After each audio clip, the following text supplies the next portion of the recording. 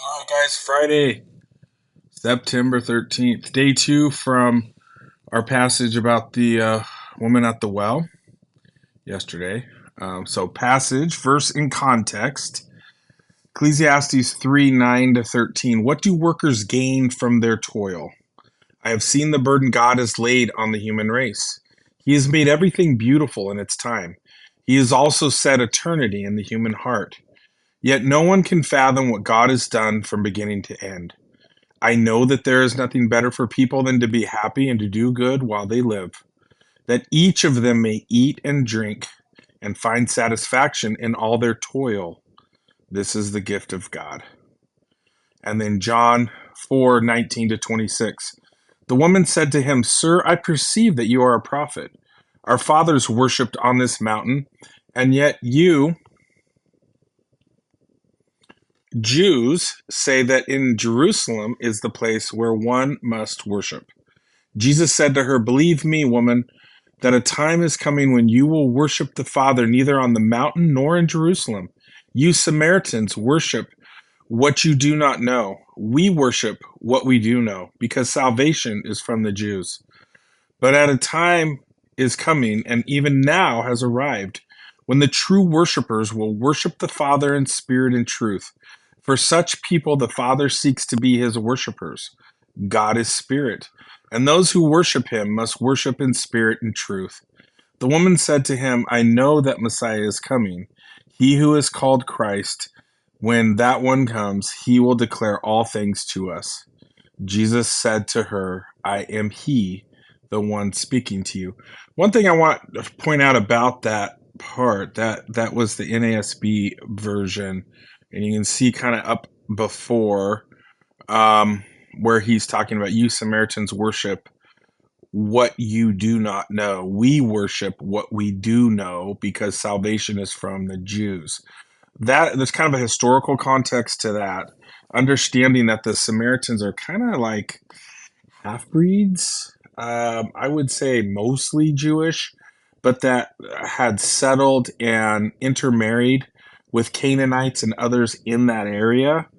And that is the big contention between the two. Not because of a ethnic or racial thing, more so. Well, I guess you could say ethnic racial because God had chosen the Jews to be his chosen ones, but religious wise, not only in their intermarrying or their intermingling within the culture, was that an ethnic thing? It was a religious thing. So you take on also the Canaanite religions, the pantheon, those kind of things. Okay, questions for reflection and application. As men, we strive not to be beautiful, but to be worthy of respect. Do you believe that God is proud of you? Why or why not? Good thing to ponder for each of us. I think a lot of times I probably struggle with that because I know how sinful I am in my heart, even though I strive not to be. And I tend to focus a lot, I think, on the negative part of that. So I probably don't perceive God as being proud of me, and maybe I should more, or maybe not. I don't know. It's a good question. What things are most beautiful to you, and in what things do you struggle to find beauty? Um, well, beautiful things to me, obviously, my wife. God really helped me with attraction there. So the beauty, I think, beauty in nature. I think of. I see beauty in that. Um, too. What do I struggle to find beauty? Really struggle, I think, with the whole, loving your enemies. And I do feel like I am fair as far as I always try to understand the other side's perspective.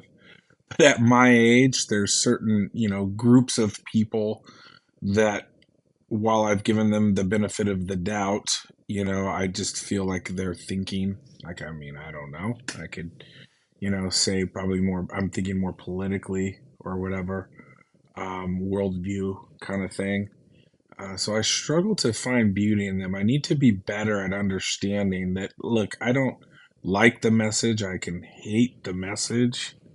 I could, better yet, try to, fight it with truth and, be compelling in that way. But I think I need to be better at not despising the people. I finding beauty in them, seeing them as flawed people themselves, even if they're not believers. So I don't know. That's my take. The focus of today's Ecclesiastes passage is on finding joy in toil or work. How much joy or beauty do you find in your job? A fair amount. Obviously, there are parts of my job I don't. I'm not crazy about the meetings.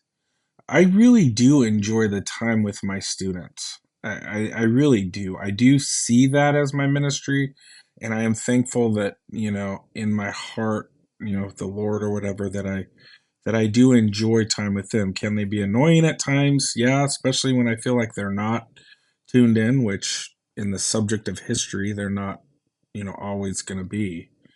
Um, but anyway, that's probably with the job. I don't like the jumping through the hoop stuff, and but I do think I do see beauty in my job overall. What about in other areas where you toil? No, could probably do a lot better in that. Finding beauty in things I'm not great at, construction, handyman stuff. Um, Probably should take in more of the world and understand its beauty. So I would probably find myself lacking there, needing to grow still. What can you do to take true pleasure in all your toil and thus receive God's gift to you? Um, I think it's always about mindset. I think it's always about worldview. I think it's always about having an eternal view and an eternal perspective and really grasping on to, what this whole existence of ours is and what we have, in front of us. I do think recently, those of you that have shared with me the whole divine council theory, um, do I believe it?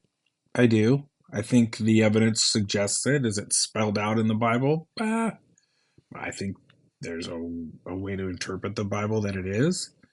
But no, it's not black and white like obvious things. But I do think that it really helps me to appreciate more things around me and to understand the different principalities and powers and such that well. All right. So let me know how you guys see some of these questions or what things kind of focus or stick out to you. I did want to talk about the a little bit from yesterday, the woman at the well. I'd kind of gave a little bit of insight, or I made a insight. Not like I'm trying to pump myself up. I didn't mean that.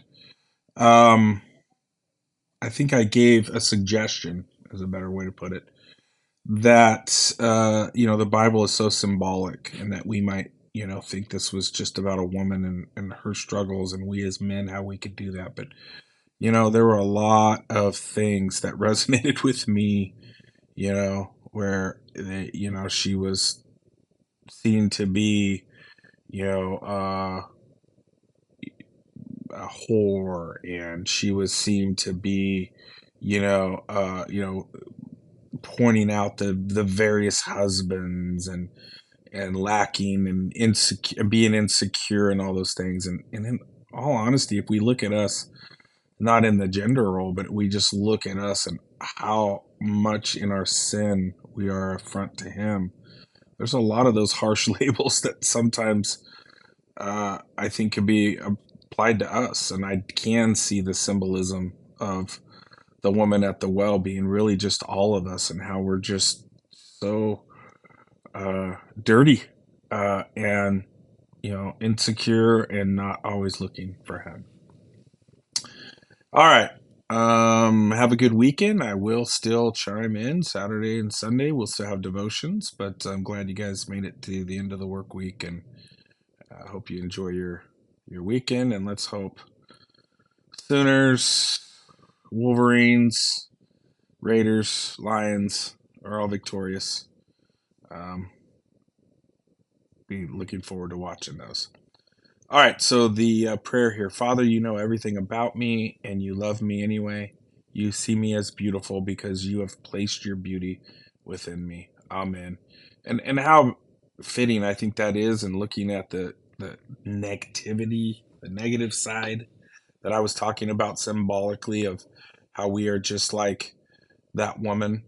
Um, he sees us still as beautiful, and that's amazing to me. Mind blowing. I struggle sometimes to really grasp that, but I'm so happy that is the case. What a great God that we serve, and what a great family of guys I've got.